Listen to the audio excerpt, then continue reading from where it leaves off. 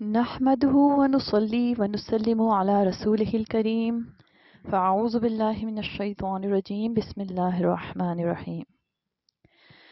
سورہ رعد آیت نمبر 11 میں اللہ پاک فرماتے ہیں ان اللہ لا یغیر ما بقوم حتی یغیروا ما بانفسہم۔ بے شک اللہ پاک کسی قوم کی حالت اس وقت تک نہیں بدلتے جب تک کہ وہ اپنی حالت خود نہ بدلنا چاہیں۔ امت مسلمہ کا آج برا حال ہے اور امت مسلمہ کا 50% حصہ خواتین پر مشتمل ہے۔ اگر ہم اپنے معاشرے کی اصلاح کرنا چاہتے ہیں نا تو ہمیں اپنی خواتین کی اصلاح کرنی ہوگی، کیونکہ ایک خاتون کی اصلاح پورے معاشرے کی اصلاح ہے۔ اس لیے کہ مرد پڑھا فرد پڑھا، اور اگر عورت پڑھی تو خاندان پڑھا۔ سورہ زاریات آیت نمبر 56 میں اللہ پاک فرماتے ہیں وَمَا خَلَقْتُ الْجِنَّ وَالْإِنسَ إِلَّا لِيَعْبُدُونَ، کہ میں نے انسان اور جن کو صرف اس لیے پیدا کیا ہے کہ وہ میری عبادت کریں۔ اس آیت مبارکہ میں لفظ عبد ذکر کیا گیا ہے۔ عبد کہتے ہیں غلام۔ غلام وہ ہوتا ہے جو مالک کے ہر حکم کو مانے، مالک کو راضی کرنے کی ہر ممکن کوشش کرے۔ تو یہاں اللہ پاک فرما رہے ہیں کہ میں نے انسان اور جن کو اس لیے پیدا کیا ہے کہ وہ میری اطاعت کریں، مجھے ہر طرح سے راضی کریں۔ یہاں یہ ذکر نہیں کیا کہ صرف مرد مجھے راضی کریں، بلکہ انسان کا لفظ ذکر کیا گیا ہے۔ یعنی اللہ پاک کو راضی کرنا مردوں اور عورتوں دونوں کی ذمہ داری ہے، دونوں کی زندگی کا مقصد ہے۔ اسی طرح پھر سورہ نحل آیت نمبر 97 میں فرمایا من عمل صالحا من ذکر او انثی وهو مؤمن فلنحيينه حیاتا طیبہ ولنجزینہم اجرہم بأحسن ما كانوا يعملون۔ یعنی جو کوئی بھی نیک عمل کرے گا، مرد ہوگا یا عورت، اور وہ مومن ہوگا تو ہم اسے پاکیزہ زندگی عطا کریں گے اور ان کے اعمال کا اچھا بدلہ ضرور انہیں دیں گے۔ یہاں اللہ پاک نے مردوں اور عورتوں دونوں سے فرما دیا کہ میں نے تمہیں تمہاری زندگی کا مقصد بتا دیا، اب جو کوئی بھی اس مقصد کو حاصل کرنے میں کامیاب ہو جائے گا اسے اس کا بہترین بدلہ عطا کیا جائے گا۔ یعنی دین سیکھنا اور پھر اللہ کے احکامات پر عمل کر کے اللہ پاک کو راضی کرنا صرف مردوں کی ہی ذمہ داری نہیں بلکہ خواتین کی بھی سب سے پہلی ذمہ داری ہے۔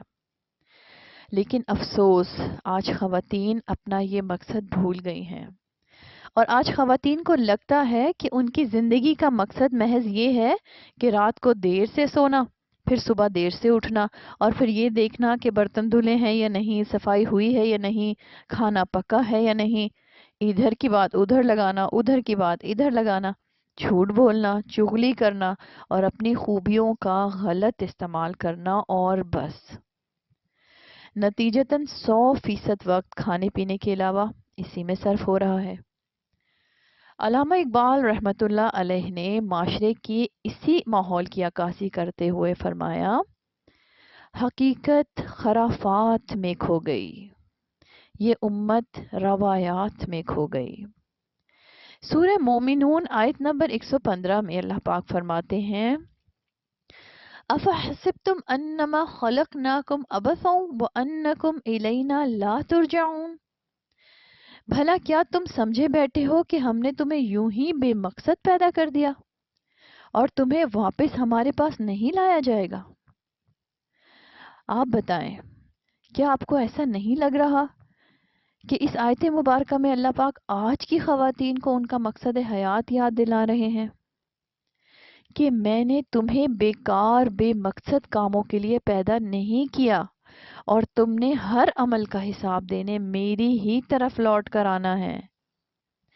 سورہ زلزال آیت نمبر 7 اور 8 میں اللہ پاک فرماتے ہیں فَمَن يَعْمَلْ مِثْقَالَ ذَرَّةٍ خَيْرًا يَرَهُ وَمَن يَعْمَلْ مِثْقَالَ ذَرَّةٍ شَرًّا يَرَهُ۔ یعنی جس نے ذرہ برابر بھی نیکی کی ہوگی قیامت والے دن وہ اسے دیکھ لے گا، اور جس نے ذرہ برابر بھی برائی کی ہوگی قیامت والے دن وہ اسے بھی دیکھ لے گا۔ اللہ پاک کی ہمارے ہر عمل پر نظر ہے، کوئی بھی عمل ہمارا اللہ پاک سے پوشیدہ نہیں ہے۔ تو پھر کیسے ہم یہ سوچ لیتے ہیں کہ ہم کوئی بھی کام چاہے جیسا بھی ہو، کبھی بھی ہو، کچھ بھی ہو، کر سکتے ہیں؟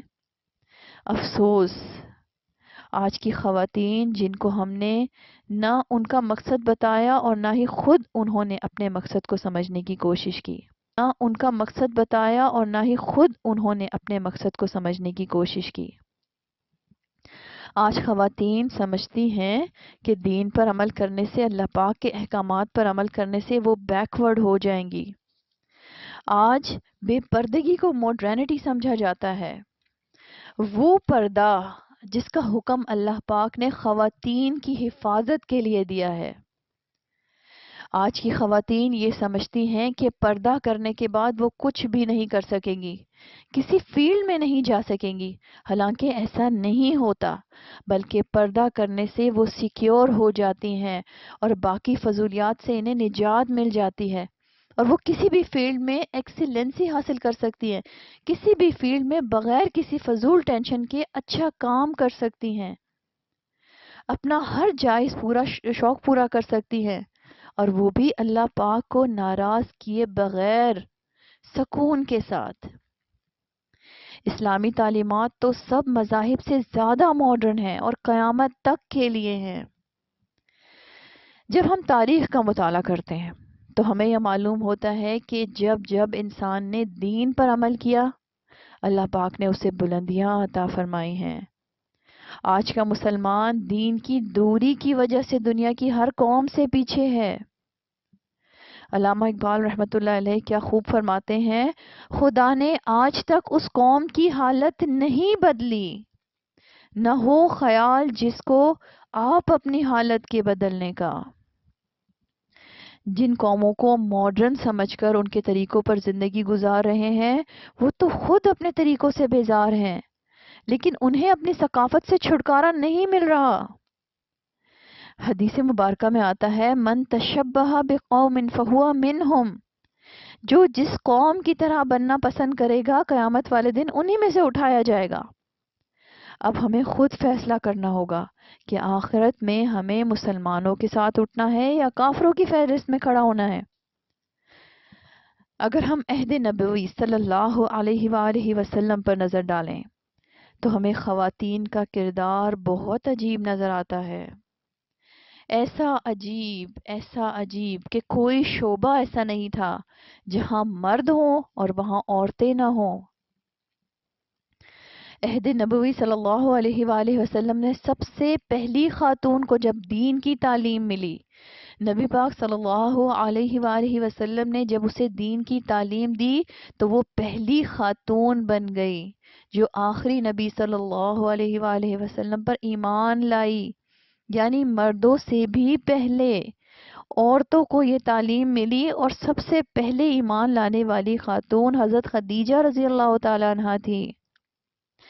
سب سے پہلی خاتون ہیں جو سب سے پہلے ایمان لائیں، اور جب دین پر خرچ کرنے کی بات آئی تو سب سے پہلے حضرت خدیجہ رضی اللہ تعالی عنہا نے ہی اپنا سارا مال دین کے لیے پیش کر دیا، یعنی مال خرچ کرنے میں بھی خواتین سب سے پہلی صف میں رہیں۔ مسند احمد کی حدیث کا ایک ٹکڑا ہے کہ نبی کریم صلی اللہ علیہ وآلہ وسلم نے حضرت خدیجہ رضی اللہ تعالیٰ عنہ کے فضائل بتاتے ہوئے فرمایا کہ خدیجہ نے مجھ پر جب مال خرچ کیا جب لوگوں نے مجھے اپنے مال سے محروم کر دیا۔ پھر دین کے لیے سب سے پہلی شہادت بھی خواتین ہی کے حصے میں آئی، یعنی دین کے لیے سب سے پہلی شہادت قبول کرنے والی حضرت سمیہ رضی اللہ تعالی عنہا تھی۔ اسی طرح سے جب حوصلہ افزائی کی بات آتی ہے تو حوصلہ افزائی کرتی ہوئی بھی عورتیں نظر آتی ہیں۔ جب کبھی جنگ میں صحابہ کرام رضی اللہ تعالی عنہم حوصلہ ہار جاتے تھے تو پیچھے سے حوصلہ دیتی تھی کہ کیا کر رہے ہو، آگے بڑھو۔ اسی طرح سے اپنے بچوں کو نبی کریم صلی اللہ علیہ وآلہ وسلم کی مدد کے لیے روانہ کرتی تھی، بچوں کو دین سکھانے میں کوئی کسر نہ چھوڑتی تھی۔ اب چاہے وہ بزنس ہو، علوم قرآن و حدیث سیکھنے کا میدان ہو، ہجرت ہو، جہاد ہو، فن ادب ہو، علم طب ہو یعنی میڈیکل سائنسز ہو، ہر میدان میں خواتین اپنی حدود میں رہ کر ایسے کارنامے انجام دیتی کہ جس کی مثال آج بھی نہیں ملتی۔ ہماری ماؤں یعنی اہل بیت کی خواتین اور صحابیات نے ہمیں رول ماڈلز بن کر دکھایا کہ عورت کسی کام میں بھی مردوں سے پیچھے نہیں رہتی۔ حضرت خدیجہ رضی اللہ تعالی عنہ کی ہی مثال اگر لیں، وہ انٹرنیشنل بزنس کرتی تھی، یعنی خود مکہ میں رہتی تھی اور ان کا تجارتی سامان شام لے جا کر فروخت کیا جاتا تھا، یعنی امپورٹ ایکسپورٹ کا بزنس کرتی تھی وہ۔ حضرت سودا رضی اللہ تعالی عنہ کا خوشبو کا بزنس تھا، اسی طرح سے بعض ازواج مطہرات لیدر کا بزنس کرتی تھی۔ اور آج اگر خواتین بزنس فیلڈ میں آتی ہیں، پروفیشنل فیلڈ میں آتی ہیں، تو سب سے پہلے تو شریعت کے احکامات کو توڑتی نظر آتی ہیں، اللہ پاک کو ناراض کرتی نظر آتی ہیں۔ لیکن ان لوگوں نے اللہ پاک کو ناراض کیے بغیر ہر فیلڈ میں کامیابی حاصل کی۔ اسی طرح سے حضرت عائشہ صدیقہ رضی اللہ تعالی عنہا باقی کمالات کے ساتھ ساتھ علم طب یعنی میڈیکل فیلڈ کی ماہر تھیں۔ امت کی بہترین خواتین جنہیں رضی اللہ تعالی ورضوا عنہم یعنی جن سے اللہ راضی اور وہ اللہ پاک سے راضی کا اعزاز حاصل ہے، وہ اللہ پاک کو ناراض کیے بغیر یہ کام کرتی نظر آتی ہیں۔ آج کی خواتین ایسا کیوں نہیں کر سکتی؟ وہ دور تو زیادہ مشکل تھا، جہالت کا دور تھا۔ اسی طرح سے جب ہجرت ہوتی ہے تو یہ خواتین اس میں بھی سب سے آگے نظر آتی تھی۔ اسماء بنت ابی بکر رضی اللہ تعالی عنہا، حضرت ابو بکر صدیق رضی اللہ تعالی عنہ کی بیٹی نے جب ہجرت کی اور اس ہجرت کے بعد ان کی اولاد پیدا ہوئی، یہ پہلا بچہ تھا جو ہجرت کے بعد پیدا ہوا تھا۔ ان کا نام عبداللہ رکھا گیا، ان کے والد کا نام زبیر تھا، یعنی عبداللہ بن زبیر رضی اللہ تعالی عنہما۔ یہ فخر سے کہا کرتے تھے کہ میں نے اپنی ماں کی کوکھ میں ہجرت کی تھی۔ تجارت میں دیکھیں تو یہ خواتین نظر آتی ہیں، ہجرت میں دیکھیں تو یہ نظر آتی ہیں، خرچ کرتے ہوئے دیکھیں تو یہ نظر آتی ہیں، دین کے معاملے میں ہر معاملے میں آگے آگے بڑھتی ہوئی نظر آتی ہیں۔ یعنی جب خواتین کو دین کے احکامات کی سمجھ آتی ہے تو پھر وہ ہر میدان میں مردوں کے ساتھ آگے آگے رہتی ہیں، بلکہ میں نے آپ کو مثالیں بتائی کہ وہ مردوں سے بھی آگے نکل جاتی ہیں۔ آج یہ ہوا کہ ہم نے اپنی خواتین کو مکمل طور پر اسلام سے دور کر دیا اور انہیں یہ بتا دیا کہ تمہارے جینے کا مقصد محض یہ ہے کہ تمہاری اچھے گھرانے میں شادی کرانی ہے، اور شادی ہو گئی تو بس مقصد پورا ہو گیا۔ کیا عہد نبوی صلی اللہ علیہ وآلہ وسلم نے خواتین نے صرف اتنا ہی کردار نبھایا تھا کہ بس شادی ہو جائے اور بس مقصد حاصل ہو جائے گا؟ یہ الگ بات ہے کہ تعمیر نہ ہونے پائے، ورنہ ہر ذہن میں کچھ تاج محل ہوتے ہیں۔ ہماری رول ماڈلز، ہماری مائیں یعنی ازواج مطہرات صحابیات نے ہمیں دین کے ہر حکم پر عمل کر کے دکھایا اور ہمیں بتایا کہ ایک عورت جب ماں کی شکل میں ہوتی ہے تو اپنے بچے کی مکمل درسگاہ ہوتی ہے۔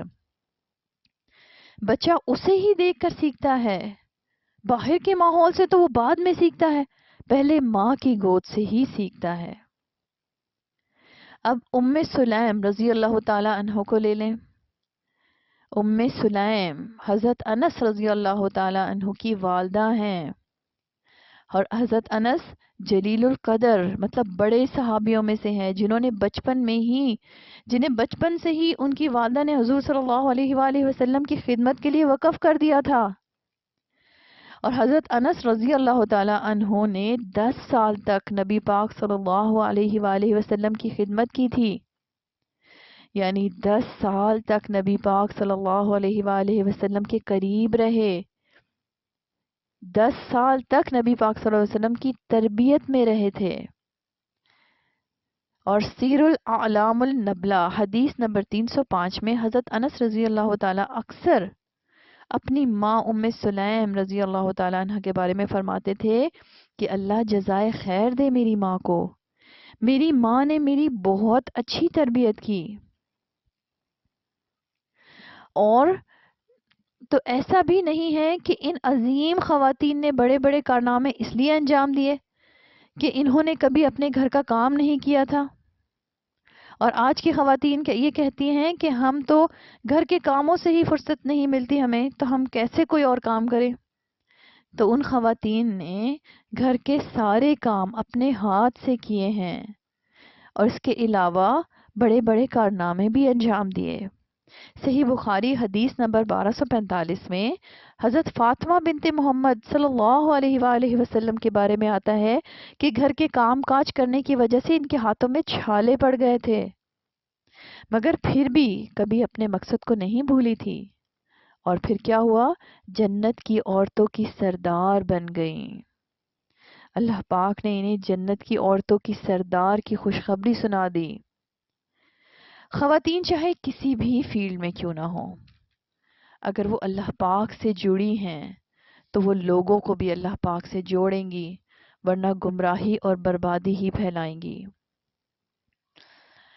المعجم الوسط حدیث نمبر 9439 میں نبی کریم صلی اللہ علیہ وآلہ وسلم کا ارشاد مبارکہ ہے، من احیا سنتی فقد احبنی، جس نے میری سنت کو زندہ کیا اس نے مجھ سے محبت کی۔ آج ہم دیکھیں کہ ہم نبی کریم صلی اللہ علیہ وآلہ وسلم سے محبت کا اظہار کر رہے ہیں سنت زندہ کر کے یا نہیں؟ محض نعرے لگانے سے پیارے نبی صلی اللہ علیہ وآلہ وسلم کی محبت کا حق تو ادا نہیں ہو سکتا۔ آج صحابہ رضی اللہ تعالی عنہم جیسے بچے کیوں نظر نہیں آتے؟ اس لیے کہ صحابیات جیسی مائیں نظر نہیں آتی، اور کفار کی مشابہت کر کے دنیا میں بھی کامیابی نہیں مل سکتی، اور آخرت میں بھی اپنے پیارے نبی صلی اللہ علیہ وآلہ وسلم کی شفاعت سے محروم رہیں گے۔ اللہ پاک ہمیں دین کو سمجھنے اور دین پر عمل کرنے والا بنا دے، آمین۔